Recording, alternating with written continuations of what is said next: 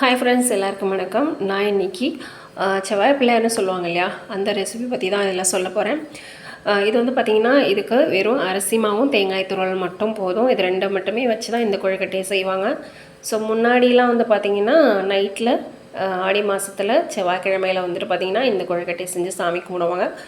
குறிப்பாக ஆண்களுக்கு தெரியக்கூடாது அப்படின்னு சொல்லுவாங்க. அதோட ப்ரிப்பரேஷன் தான் இப்போ நம்ம பார்க்கலாம். ஸோ அதுக்கு முன்னாடி வந்து பார்த்திங்கன்னா, இந்த வீடியோ ஸ்பான்சர் பை பைமோட் ஆப். இந்த ஆப்பில் நம்ம வந்துட்டு வீட்டில் ரெகுலராக யூஸ் பண்ணக்கூடிய எல்லா விதமான பொருட்களையும் வாங்கிக்கலாம். குறிப்பாக வந்து கிச்சன் ஐட்டம்ஸ், கிராசரிஸ், மளிகை பொருட்கள், dental care, health care, oral care, puja items, bakeries, ready to cooker, இந்த மாதிரி ஏகப்பட்ட பொருட்கள் இந்த சைட்டில் இருக்குது. ஸோ இதோட லிங்க் இது தான் டிஸ்கிரிப்ஷனில் கொடுத்துருக்கோம். முக்கியமாக அதை சைட்டை கம்பேர் பண்ணி நீங்கள் இதில் பொருட்களாக வாங்கிக்கலாம். ஓகே ஃப்ரெண்ட்ஸ், இப்போ வந்து பார்த்திங்கன்னா நம்ம நார்மலாக அரிசி மாவுலேயுமே இதை செய்யலாம். அது வந்து பார்த்திங்கன்னா ரொம்ப நைஸாக, அந்த கொழுக்கட்டை வந்து ரொம்ப ஹார்டாக இருக்கும்.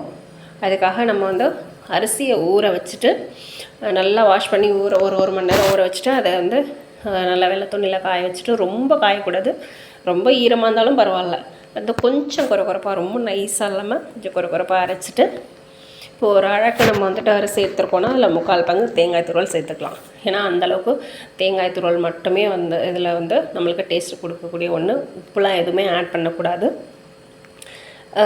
இது ரெண்டு மட்டுமே நல்லா வந்துட்டு தேங்காய் பாலோ இல்லை தேங்காய் தண்ணியும் சேர்த்துக்கலாம். சேர்த்துட்டு நல்லா கெட்டியாக பிசைஞ்சிக்கணும்.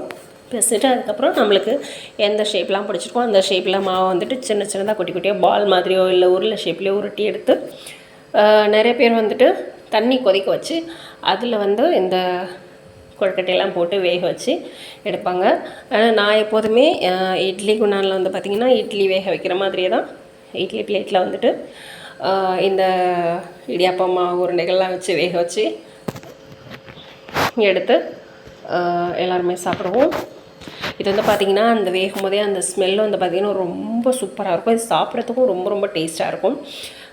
இது வந்து சாப்பிட்டவங்களுக்கு இதோட டேஸ்ட்டு தெரியும். அந்த காலத்துலலாம் வந்து பார்த்திங்கன்னா எங்கள் பாட்டிமா, எங்கள் அம்மாலாம் வந்து பார்த்திங்கன்னா எங்கள் அப்பாவுக்குலாம் தெரியாமல் நைட்டில் பக்கத்து வீட்டு பாட்டி, அத்தை, இந்த மாதிரி எல்லாரையும் கூப்பிட்டுட்டு நைட்டில் வந்து நெல்லை குத்தி அதுக்கப்புறமா அந்த அரிசியை எடுத்து அரைச்சி விறகடுப்பில் இந்த கொழுக்கட்டையை செஞ்சு நைட்டில் சாமி கும்பிட்டுட்டு, ஆண்களுக்கு யாருக்குமே தெரியாமல் சாமியெல்லாம் கும்பிட்டுட்டு இந்த கொழுக்கட்டையெல்லாம் அவங்க மட்டுமே தான் சாப்பிடுவாங்க, ஆண்களுக்கு தராமல்.